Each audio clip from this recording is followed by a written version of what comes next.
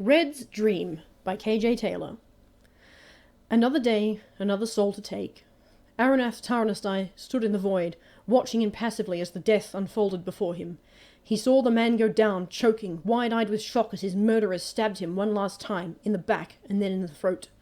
And as the victim fell and the light faded from his eyes, Arenadd reached out toward him and caught hold of his soul, pulling it up and away from the mortal realm and into freezing darkness.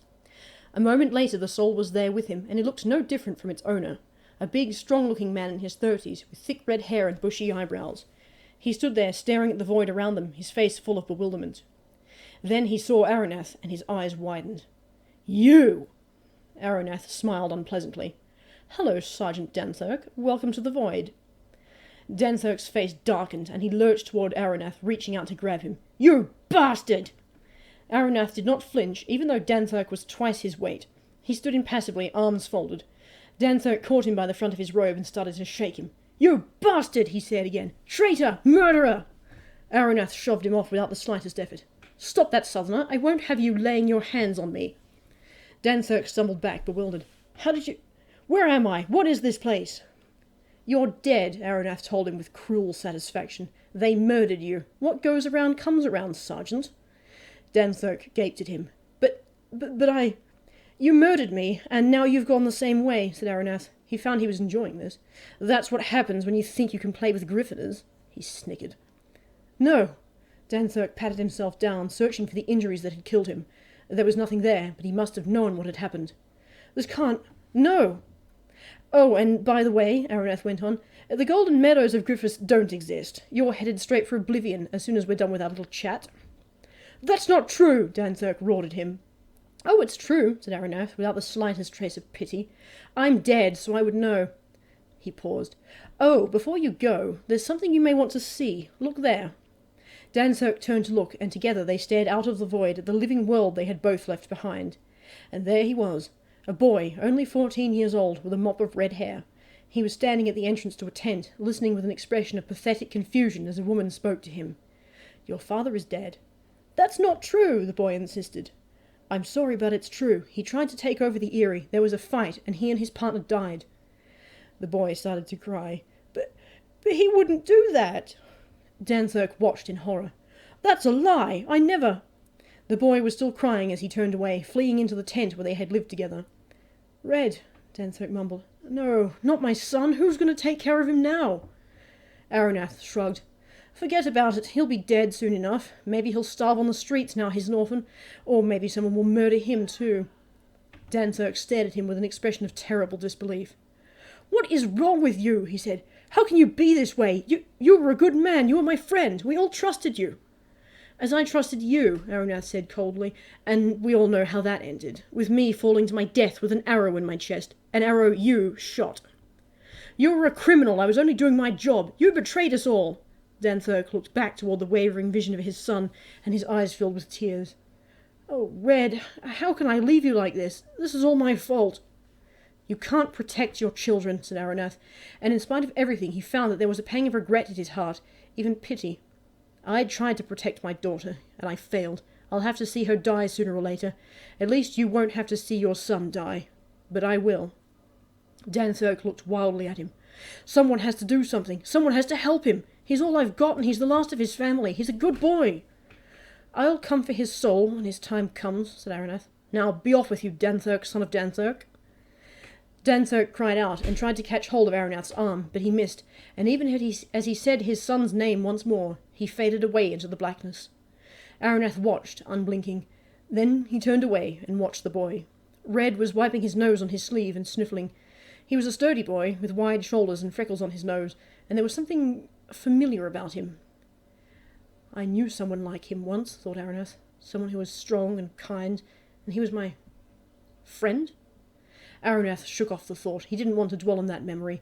He let the coldness in his dead heart smother that little flicker of light. What good was it now to think of the friends he had once had? They were all gone now, dead and gone, and he was left with no one. He turned away from the vision, consumed by self-pity, and when his master returned he said nothing. He avoided her eye and waited to find out what she would do next. Was she going to hurt him some more? "Arenadd, look at me." Her voice was as powerful and impassive as always. Arenadd looked up, though his shoulders stayed hunched. "Yes, master." The night god's face was gaunt, her missing eye a black hole. "So you have seen your murderer go to his death," she intoned. "Did that bring you no satisfaction, Arenadd?" "Yes, master," Arenadd said automatically. "He got what he deserved." "And yet I see no joy in you." She reached out to touch his face, her fingers stroking his scarred cheek. Arenadd flinched. It's hard to feel anything anymore, master. I can't seem to." "Be still," she whispered. "All will be well. I have favoured you, Arenadd. You will not go to oblivion. You will stay beside me and witness the glory to come. Soon enough the North will be in the hands of true Northerners once more, and then the purification of Cimmeria will begin. The Southerners will be crushed under the might of my people. A new Shadow that Walks will rise, and against him they will have no defence." "Yes, master," Arenadd mumbled. "Of course. I only wish—" "It could have been you," she said. "If only you had not succumbed to weakness, then you would have been the one to lead my people through the mountains and into the south. You would have seen the Southerners driven before you like the vermin they are.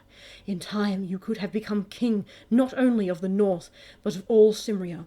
Such glory could have been yours, and that is what you wished, was it not?" she added. "When you were a boy, you told your father that you would be the greatest and most powerful Griffoner ever to live. You were prepared to do anything to achieve it." Shame gnawed at him then, shame and a deep and painful guilt that would not leave him alone. "I am worthless," he thought yet again. He bowed his head. "Yes, I was, master. I did such terrible things." "But you were too proud," said the night god. "Too proud to serve me as you promised to do.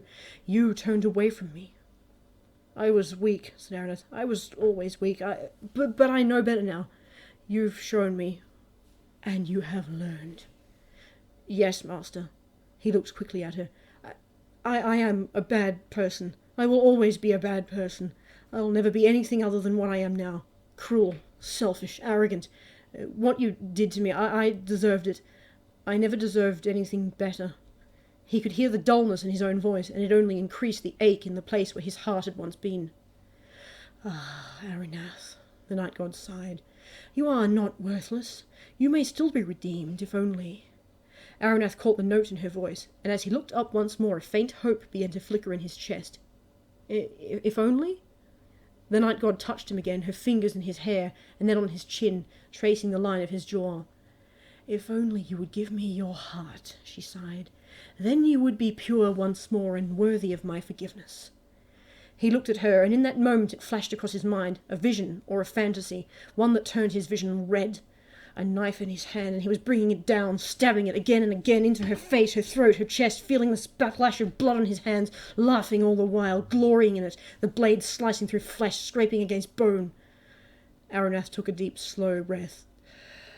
"I have no heart."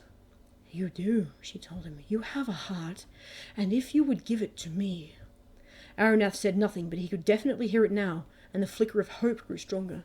Could it be? It came to him then, the forbidden thought, taking hold of him as it had before, bringing that terrible pain with it. "I have to get out of here. I have to escape. I have to save them, my children." Arenadd hesitated, but the thought did not leave him, and now he saw his chance.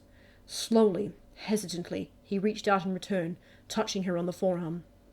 "Master." She was looking intently at him. "Yes, Arenadd." Arenadd thought fast, and then offered her a tentative smile. "I think you were right. I belong to you. There can't be anyone else. You and I are a part of each other now. The mortals can never understand us. Not really. I know they don't understand me. But you do, don't you, master?" "Yes," she whispered, her one eye narrowing.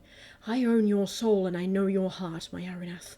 You were a man of fire and passion. It would please me to see that in you again."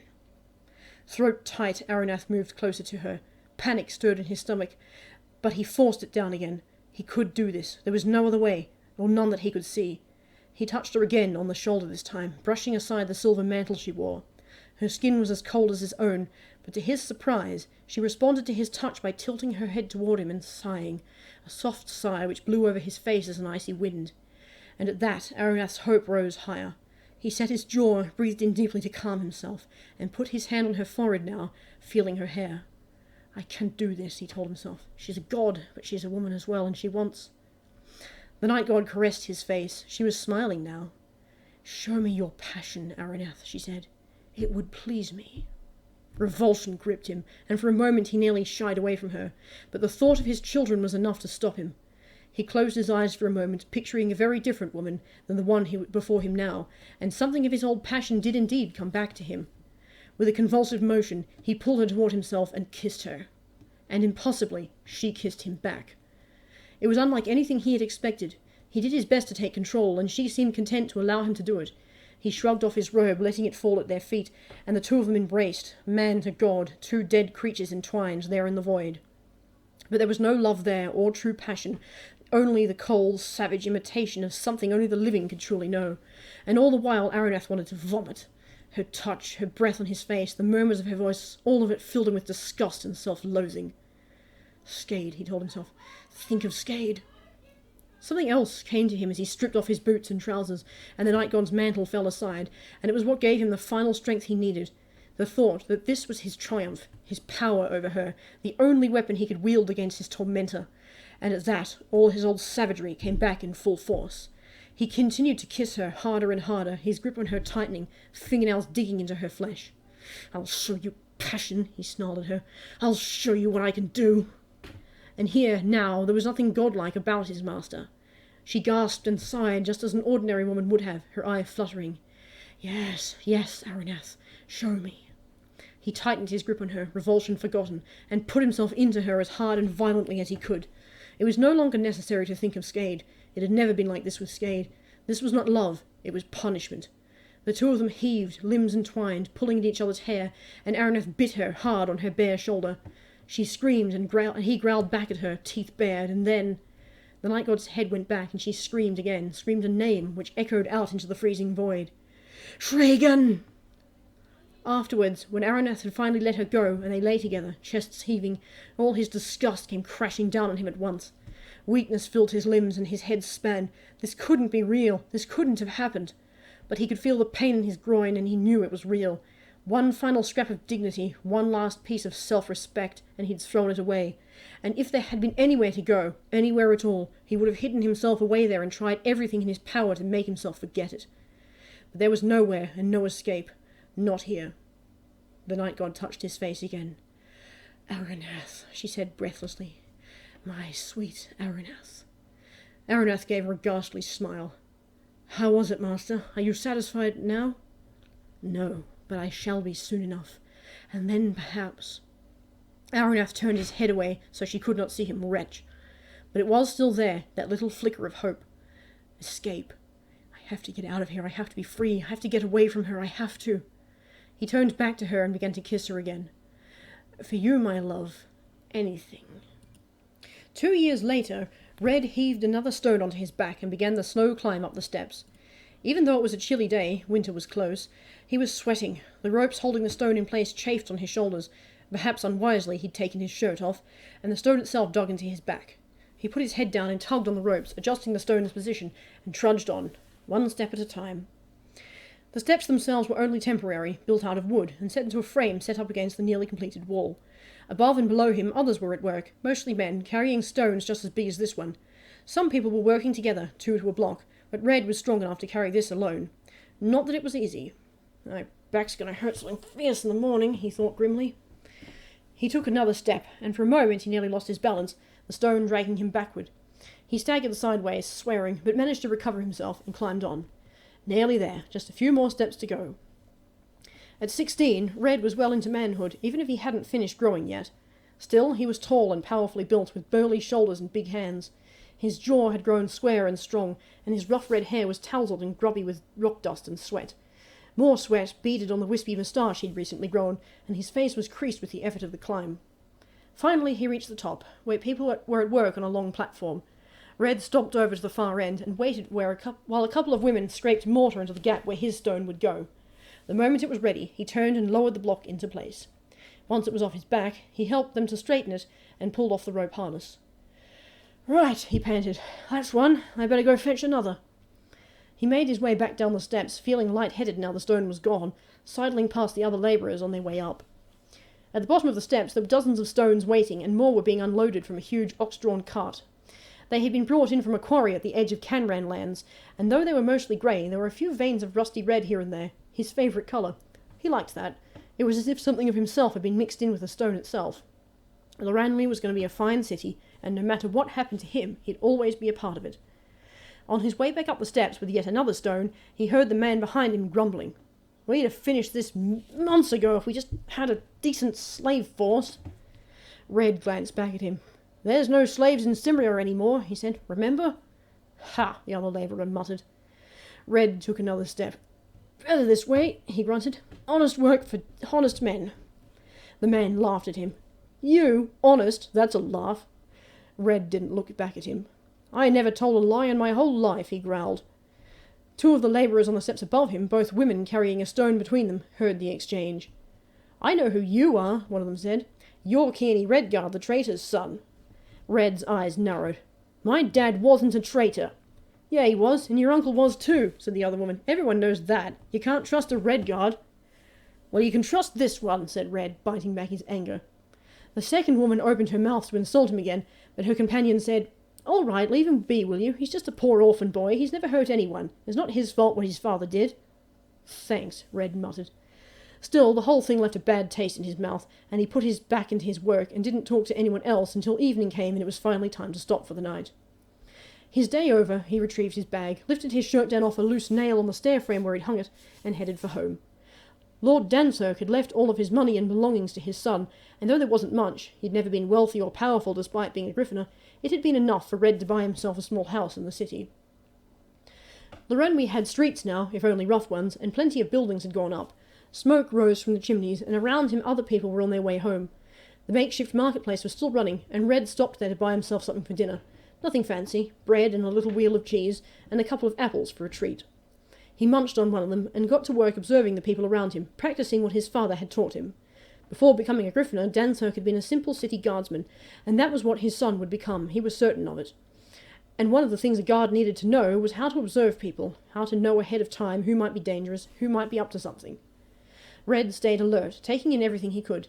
Two people chatting by a stall, a woman arguing with a man selling chickens, a fat man standing by another stall, glancing quickly around before... Red paused, his attention immediately caught, just in time to see the man slip a small clay pot off the stall and into his pocket, before walking nonchalantly away. "Hey!" Red stuffed his purchases into his bag and bolted after him. The man saw him and ran. Red chased after him, shoving people out of the way, shouting, "Thief! Somebody stop that man! He's a thief!" Somebody tried to trip the thief up, but though he stumbled, he didn't fall, and darted into an alleyway. Red grinned to himself. What an idiot. He was cornered now. Red went in after him, and sure enough it was a dead end. The alley was completely blocked by a heap of building debris. The thief was there, pressed up against the wall. "Bugger off," the man spat at him. "This ain't your business. Leave me be or I'll make you sorry." Red cracked his knuckles. "You're going to hand over that pot and come quietly, or I'll have to subdue you first. How's that sound?" The man glared at him. Wait, what the... You're Red! You're the traitor's little carrot-top bastard!" Red knew the voice at once. "Hess, I should have known you'd turn out to be a criminal. Well, guess what? Now Dancerk's carrot-top bastard's going to be the one to bring you to justice." Hess laughed at him. You ain't a guard, and guess what? There's still only one of you." He looked past Red, and the grin widened. "Get him!" Red turned too late. A hard shove sent him falling back against the wall, and before he could move, Hess and the other man who had come up behind him were on him, hitting him from both sides. A knee caught him in the stomach, and Hess punched him in the jaw.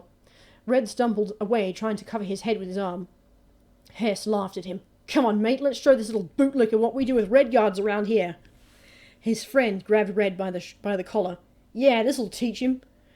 Red brought his fist around and punched the man in the face with all his strength. He felt the crunch as the man's nose broke, and followed it up with another punch, this time to the jaw. The man fell with a groan, and Red turned to confront Hess. "Coward," he growled. Hess's smirk had vanished. He backed away, reaching for his belt, and the knife flashed as it came free in his hand. "Keep back, you," he said, "or I'll stick this right in your traitor heart." Red paused. "You want to kill me, Hess?" he asked, amazed by how calm he sounded. But why shouldn't he be? He'd looked death in the face before and lived. "You want to wind up a murderer? You know what they do to murderers? Thievery, you lose a hand. Murder, you lose your head. Pick one." Hess didn't answer. He charged at Red, knife raised. Red saw him coming as if in slow motion. For an instant panic touched his heart, but then he moved, twisting sideways to avoid the blade. He brought his hand down on Hess's wrist in a chopping motion his father had taught him, and the blow knocked the knife out of his hand. Before Hess could recover, Red caught him by the arm and twisted it behind his back. "Gotcha!" Hess struggled. "Let me go, coward, traitor!" "A coward's the one who goes after an unarmed man with a knife and needs a partner to help him do it," said Red. "But you were always a coward, weren't you, Hess? You always needed to have your mates with you when you picked on me. Isn't that right?" He snatched up the knife and put it in his bag, and dragged Hess toward the alley entrance. The other man had managed to get up by now, but Red kicked him down again and pinned him there with a boot on his neck. He stopped for a moment to consider, then took off his belt and used it to tie Hess's arms behind his back. He tied the other man up as well with his own belt, and then hauled the pair of them out of the alley and back into the street. People had heard the commotion. There were at least 5 of them waiting outside, staring in surprise. Red's jaw was throbbing and his knuckles hurt, but he kept his chin up and held his 2 captives by their elbows. "All right," he said, "you're coming with me. Try anything and I'll beat the daylights out of you." Thankfully, they seemed to believe it. They put up some resistance, but the nameless man Red had punched was obviously too dazed to do much, and Hess couldn't seem to do much more than shout at him. "You little bastard, get your filthy hands off me! You ain't a guard, you ain't allowed!" Red didn't have a free hand, so he simply headbutted Hess in the ear. The impact made his vision flash red, but he shook it off and kept going. After that, Hess finally shut up. Loranwy didn't have a proper prison yet, but it did have a rough compound where one was being built, and there were a few cages set up, hastily converted griffin traps, now used for holding criminals. The whole thing was surrounded by temporary wooden walls, and there were a pair of guards at the gate. They wore blue uniform tunics under leather breastplates, and they were armed with short spears and short swords. The sight of them made Red's heart swell, though he wasn't sure if it was with envy or simple sadness. Both of them stared at him as he brought the 2 criminals over. "What in the God's names are you doing, mate?" one of them exclaimed. "Who were they?" Red stopped smartly. "I caught this one stealing from the marketplace," he said, giving Hess a shove. "I chased after him, and him and his mate tried to do me in, but I got him subdued in the end." "What, all by yourself?" "Yeah," said Red with some pride. "Not easy. This one pulled a knife on me. I got it in my bag. The stolen pot's in his tunic. I can take it back to the stall if you like." "Holy Griffiths," said the guard. "Well," Red prompted, "are you going to take him or not?" The guard glanced at his partner. "I'll go and get the commander," the second guard said, and hurried off inside. "Here," said Red, "you better take this one off my hands in case they try something." The remaining guard put his spear aside and took charge of Hess's friend, forcing him to kneel. "Who are you, anyway? You a guard?" "No, but I want to be one," said Red. "My name's Red." The guard glanced at his hair. "I can see why. You really took down 2 men all by yourself?" "Yeah, I did," said Red. "My dad was a guard. He taught me how to handle myself." He rolled his shoulders. His back was aching horribly by now. "Well, you did a good job tying this one up," said the guard. "He's not going anywhere in a hurry. But why'd you even do it? You ain't a guard. You don't get a reward or nothing." "Oh," Red said blankly. "I never really thought about it. I just did it." Just then the other guard arrived, bringing his commander, a stern-looking man with short grey hair. He looked at the 2 prisoners, then at Red, and frowned. "Good evening. I'm Guard Commander Talman. Who are you?" Red saluted him with his free hand. "Sir, my name's Red.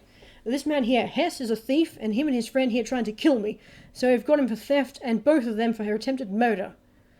Talman was giving him a long, slow look. "You captured them both by yourself?" "Yes, sir." "Without a weapon?" "That's right, sir. I was on my way back from the wall, see, and I saw Hess stealing a pot from the marketplace, so I went after him. His friend nearly got me from behind. I should have been watching my back." "I see," said Talman. "You 2, take them away." The 2 guards escorted Hess and his accomplice back into the makeshift prison. "I'll get you for this, you bastard!" Hess shouted back over his shoulder. "I swear to Griffiths I'll make you pay!" Red ignored him. "Well, that's it then, sir," he said. "Oh, that's my belt holding, Hess. Can I have it back?" Talman was still looking at him. "How old are you, can I ask?" "I'm 16, sir." "You're big for your age," the commander observed. "Well," Red grinned, "I woke up on the wall, see, hauling stones. It's given me some muscle." "I see," said Talman. "Have you thought of doing anything else with your life, then? Something other than labour?" Red's heart skipped a beat. Yes, sir. Well, I've always wanted to be a guard, sir." "I think that could be arranged," said Talman. He showed the hint of a smile. "Any man who can arrest 2 criminals single-handedly without weapons or armour, a man like that has promise. How would you like to join up with us, Red?" "I'd be honoured, sir," said Red with complete sincerity. Excellent. What's your name, by the way? I don't mean to offend you, but Red is obviously a nickname. Oh, Red hesitated. Well, my name's Kearney. Kearney Redguard. He braced himself for the commander's response, but to his surprise, Talman only frowned and said, Oh, you're Lord Danthurk's son? Yeah, I am, sir. Red still hadn't relaxed, and the horrible thought occurred to him that maybe this revelation was going to kill his dream right here and now. I was born and raised in Withypool, but I know the stories from Eagleholm, said Talman. They say the Redguards were the best guardsmen in Cimmeria. Several of Eagleholm's own commanders were Redguards, in fact, and plenty of captains as well. As far as I'm concerned, it would be an honour to have you working for us here in Loranwy. Red's heart lifted. Really? Really, said Talman with another slight smile. Be here tomorrow, Kearney, early. Your days of hauling rocks are over. Red couldn't sleep that night. He paced back and forth in the single room of his home, lit by the faint glow from the fireplace, and felt his heart pound with excitement. At last it had come. His chance had come. He'd made it. He was going to be a guard, just like his ancestors. Captain, he said aloud. I'll make captain, I swear I will, no matter what it takes. There'll be another Captain Redguard, and by Griffiths I'll do this city proud. And once I'm there, I'll have the time to marry, have some kids. I'll refound the family, more Redguards to carry on the line. They'll forget Uncle Bran and those lies about my dad. We'll be a great family again. Yeah, we will. He grinned to himself. I can do it. They'll remember Kearney Redguard all right. They'll say he was the one who brought back the Redguard family honour. Yeah. He stopped in his pacing and looked up at the wall by his bed, where a short sword hung. His throat tightened at the sight of it. He went and lifted it down and took it out of its scabbard to check the blade. It was still sharp and clean, without a spot of rust. He'd taken good care of it. It wasn't a particularly fine weapon. There was no ornamentation, no engraving other than the swordsmith's stamp. This was the sword of a city guard, sturdy and practical. Red gripped it by the hilt. I'll carry it with me, Dad, he said, throat still tight with sadness. I'll take good care of it, and I'll use it how it was meant to be used. This sword and me, we're going to do great things, I promise. And all the while, as he made that promise to his father's memory, he could not have known that he was being watched. But Arenadd was there, staring out at him from the void, hearing the faint echo of his words, and at the sound of them the faintest, weakest hint of a smile showed in the dead northerner's black eyes. You're so ambitious, aren't you, Red? He said aloud. Honour, justice, loyalty, a Redguard through and through. If you only knew how dangerous ambition can be. He trailed off, wincing as his whole body twinged in memory of what had been done to it here. But he kept watching, as Red practised with his sword. He certainly knew how to handle it. You're going to die, Red, Arenadd mumbled, unheard. Everyone is going to die. It's too late. There's nothing, no way to save yourselves. The void is waiting for you. There's no escape. Another twinge, sharper than the last, and Arenadd groaned. He shook it off with an effort and turned away from the vision of Red. But though he tried to stop it, the memory came back to him. That old, painful, guilt-filled memory. A memory of someone he had known so long ago, before he had become the monster he was now. The visions of him flickered before Arenadd's eyes, and they would not leave. He was burly and bearded, wearing armour over a red tunic, and though he looked tough and strong, his deep voice was kind and friendly. Come on, Aaron, he was saying. Let's go to the Rat, eh? Have a few pints. Come on, mate. Arenadd shouted. No, stop it. I'm not that mad anymore. Aaron Carlixton ain't dead. He's you. You, Arenadd. Please, you have to remember. And Arenadd did remember. He remembered everything, every moment of his mortal life, and the immortal travesty of an existence that had followed it. So many people dead, so many crimes, his hands all stained with blood, his mother's face wet with tears, her stare full of horror. You are not my son. Arenadd put his hands over his face. Stop. Stop it. Go away. Stop. But the memories would not leave. Nothing could make them leave, not now. This was his true punishment. The truth was there before him, and it could not be denied, would not be denied, no matter how hard he tried. Bran again, his friend, his dearest friend. Bran pleading with him, Bran come to find him in spite of the danger, hoping to save him from himself. And Arenadd had remembered him. He had let him go instead of killing him as he should have. But what good had that done? Bran was dead now, and in the end Arenadd had killed him as surely as if he had taken a sickle and slit his throat. He was your friend and you killed him, the guilt whispered. You destroyed his life. You destroyed his family. You did that. It was your fault. All your fault. Arenadd cringed, clutching at his head. No, It doesn't matter. None of it matters. He was just a southerner. They're my enemies, all of them. Your fault. All your fault. Arenadd wanted to vomit, though there was nothing in his stomach. He forced himself to look at Red again, and the truth pounded in his mind. Because of him, this boy was alone in a city where others jeered and mocked at him for something that was no fault of his own. Because of him, a once proud family had become reviled. But who had stuck by him when all others had turned away? A Redguard. Who had saved his daughter from death at her own father's hands and raised her himself? A Redguard. Bran, Captain Brandon Redguard, and how had he been repaid for his courage and loyalty? With disgrace, with banishment, with an early, miserable death. Arenadd wrapped his arms around his thin chest, hugging himself, and tried desperately to let the coldness in him take the thoughts away. Forget it, forget him, it didn't matter. He shouldn't have to feel anything about it, not any more. What did it matter if Bran was dead? Layla was dead as well, wasn't she? He'd watched her die. He'd seen her go into oblivion. And Skade, she was dead too, and Skandar. Even he was dead, if not gone. What did anything matter now? Everybody was going to die, everybody. Why can't I die? Why can't I go with them? Why? But he knew he couldn't die. He was already dead. And here, this place would be his prison forever. There was no escape, nothing more he could do. His master would never trust him again. His ploy of seducing her had won him nothing. He had degraded himself for no purpose at all. And yet, in spite of everything, it would not leave him. That hope, that tiny, feeble hope. Escape. He looked out at Red, who had unpacked an old set of leather armour and was busy polishing it to perfection. Him, he thought, he's like me, alone in the world, reaching for greatness. But no, Red wasn't like him, not really. The boy was a good person, and Arenadd was not. He never had been, and he never would be. Even so, perhaps Red would go the same way in the end. Overreach himself, push too far, irritate the wrong people, and be disposed of, as Arenadd had been. An arrow to the heart, a last fall from the city's edge, and then nothing. Nothing but oblivion. Arenadd laughed weakly. Good luck, boy, good luck. You'll need it, yes you will. And he laughed again and finally let the vision fade. Afterwards, darkness swallowed him once more. The next day came at last, and Red went straight to the prison, which doubled as the temporary guard headquarters. He identified himself to the two guards on the gate, who let him in, though with puzzled stares. Red had put on his father's uniform, a red Eagleholm guard tunic, a leather breastplate and braces, greaves, and a steel helmet. The sword was at his hip. The armour felt strange. It was stiff and heavy and made him sweat, but it fit him quite well, and he smiled proudly at the realization. After 2 years, he'd finally grown into it.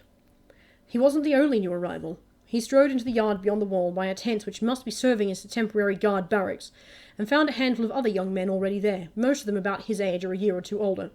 Some had brought weapons with them, spears or swords. One of them gave Red a cock-eyed look. "Who are you? Are you with the guards?" Red smiled. "No, but I'm about to be. My name's Red. You?" "Gant, but everyone calls me Bear," said the man, who looked about 18 and was as burly as Red himself. "I can see why they'd call you that," said Red, eyeing Bear's exposed forearms, which were very hairy indeed. "Well, I can see why they'd call you Red," said someone else. "It's the hair, isn't it?" said Red. The other new recruit chuckled. "I figured it was the tunic. My name's Elthin. Where'd you get the armour?" "It was my dad's," said Red. "He left it to me when he died. I thought I may as well wear it. It's the same as what guards here wear, except for the tunic." "Looks like it," said Bear. "Don't know what the commander's going to say, though." Not long after that, Commander Talman arrived. He was wearing his own armour, which was indeed quite similar to Red's, though his helmet was decorated with a crest of griffin feathers. A couple of other guards came with him. The new recruits huddled together uncertainly, glancing at each other. Talman stopped in front of them. "Recruits," he bellowed, "stand to attention!" Red immediately stood bolt upright, hands at his sides. The others stood up straight too, some of them nervously adjusting their clothes. Talman paced in front of them, taking them all in. "So," he said, "you all know why you're here. You're here because you've shown potential. Some of you know how to fight. Some of you only have a strong sense of justice and a desire to serve your city. That's good. But not all of you will succeed. Some of you will only ever be fit to patrol the streets or keep watch over the prisoners here. Some of you may never reach past that point. But it doesn't matter so much. Every prison needs guards to protect it, and every city needs men like you, to light the lamps at night, to be there when a crime is committed, to capture wrongdoers and bring them to justice. All of this is in the service of your city, your Eerie Master, and most of all, your people." Red lifted his chin and breathed in deeply, savouring the words. This was it. Others of you will go further than that, Talman went on. Some of you will have what it takes to do more than patrol and stand guard. You will go to places where crimes have been committed and search for the clues which will lead you to those responsible. You will hunt down and capture the most dangerous criminals in this city. And there will be people like that, people whose crimes will show you the meaning of horror, people without conscience, without remorse, prepared to stoop to anything if it will serve their ends. People like the Dark Lord Arenadd, Red thought grimly. Those are the people you will encounter, said Talman. A guard's work is never easy, and it's never done. Boredom, fear, frustration, those are the challenges you will face, and not all of you will have the strength to bear up under them. Some of you will fail, some of you will die, but it will be for a cause which is truly worthy. Are you prepared for that? Yes, sir, Red said at once, while the others chorused behind him. Talman stopped pacing. Good, he said. Now to business. Each one of you will be issued with a standard set of weapons and armour. You'll pay for the use of them out of your wages, and it will be your duty to take care of them. Except, he looked at Red, it looks as if you already have the proper equipment, Guardsman Redguard. A muttering rose from the others at the mention of his name. Yes, sir, said Red. It belonged to my dad. I hope that's all right. Yes, that should be fine, said Talman. It looks to be in good shape to me, but you'll need the proper tunic. Yes, sir. Now then, said Talman, addressing all of them, once you have your equipment, you can begin your training. Each one of you will be given a partner, an experienced guardsman, who will teach you on the job. You'll each be given different duties, prison guard, street patrol, or sentry duty on the walls and in the towers. You'll work in each of these different roles for a few months until we know which one suits you best. Then you'll be given a permanent assignment. Street patrol, thought Red. That's the one I want. In the meantime, there are some basic rules you'll be expected to follow, said Talman. The first is the most obvious. You are not allowed to consort with criminals of any kind. Any guardsman found to be corrupt will be dismissed immediately and will also be punished by a public whipping. Second, you must report to duty on time. If you're late, your pay will be docked. Arrive late too many times and you will be dismissed. Third, you must keep your equipment in good order. If you don't, your pay will be docked. Fourth, you must keep your hair short. Does that mean I have to shave off my moustache? Red volunteered. Elthan laughed at him. You call that a moustache? I'm working on it, Red said out of the corner of his mouth. Talman seemed amused. That won't be necessary, Guardsman Redguard. Now, the fifth rule. Red listened closely, still standing to attention as well as he could. The determination hard in his heart. He'd remember these rules and he'd stick to them. He would be the best guardsman he could be, and serve his city until his dying day. He would never desert his post, never disobey an order, never disappoint those who depended on him. After all, he was a Redguard, and that was what Redguards did. Arenadd saw all of that, and more. He could not look away. He watched it all. He watched as Red and the others took their oaths as guards of Loranwi. He watched as the boy, now nearly a man, set out on his first patrol, made his first proper arrest, stood sentry on the newly built walls of Loranwi, and was finally assigned to street patrol with his partner. Years passed, and still Arenadd watched. He watched what went on in the north, but he watched Red as well, unable to contain his curiosity.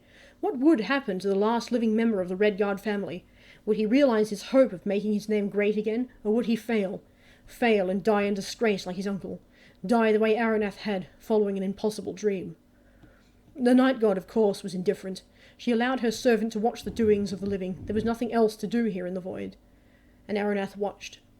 He saw King Caedmon, his successor, finish rebuilding the north and begin gathering the army he would need for the conquest of the south. Saw him marry and welcome the birth of a son, an heir to the great Taranasai family, a son named for Arenadd himself, Prince Caradoc Arenadd Taranasai, heir to the throne of the north. He saw Red as well, saw him patrol, saw him slowly find his place in the guards, making friends with his fellow recruits, who soon forgot their prejudices and accepted him as one of their own. One day, when Red was on patrol in the city, something out of the ordinary happened. Arenadd saw it, a woman fleeing from a house with a bloody knife in her hand. He already knew what had happened in there. It was his hands that had reached out for the souls whose bodies had been destroyed that day. The murderer ran through the city, wild-eyed, slashing at anyone who got in her way. Soon enough the guards were onto her, chasing her to the base of one of the towers that protected the city. And Red was there. He arrived as his comrades held the woman at bay, spears pointed at her. Arenadd kept his eyes on her, poised to collect her soul. Any moment now and she would be dead. Unless... One guard, inexperienced perhaps, lowered his spear and tried to grab her. The woman was on him at once, putting the knife to his neck. "Stay away from me!" she screamed. "Let me go, or he's dead!" Arenadd rubbed his chin. Who will it be then? Which soul will I be taking today? Everyone froze. The guards moved back, unwilling to risk their friend's life. But then Red was there. He edged around and slipped in behind her, catching her unaware. The woman saw him and let go of her hostage, turning on the spot to stab at him. Her knife slashed down his arm, but Red did not flinch. He caught her by the wrist and wrenched the weapon out of her hand. She struggled, but he pulled her hands behind her back and manacled them together. Safe now, his colleague stood by and rubbed his throat. Thanks, Red. Thanks so much. Red smiled at him. There's no need to thank me. He said it's my duty. Anyway, I'm your friend, right? I'd always stick my neck out for you. Friend. Arenadd smiled weakly, thinking of Bran. That was what Bran would have done. Risked himself for the sake of another, for the sake of duty, to his city and his friends. But that was Bran, of course, loyal to the end.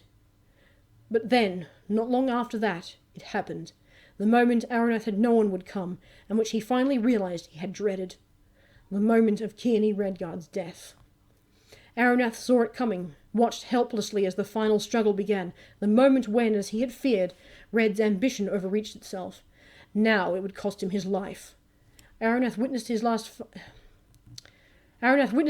fight, saw him go down, and waited, poised ready to drag his soul into the void, just as he had once done for his father and so many others. But all the while he could not ignore the guilt within himself, or that feeling, that strange feeling that... Oh, gods, he thought suddenly. Oh, gods, I don't want this. I wanted him to win. I wanted him to live. But what could he do? The moment of death came, as he had known it would, and Arenadd reached out to claim his soul. He caught hold of it and began to pull, and there it was, coming toward him into the void, the last Redguard, dead before his time. And yet... The memories flickered before Arenadd's eyes. Bran saving his life. Bran trying to save him a second time. Bran, he whispered. Then Red was there. Just for a moment they looked each other in the face. Red's own face was full of terror. He knew what was happening to him. He knew he was staring at his own death, and it was Arenadd's face, scarred and cold-eyed, full of haughty indifference. And beyond it there was nothing but darkness waiting to claim him, as it had claimed his parents and all the rest of his family. He was about to die. And then Arenadd let him go.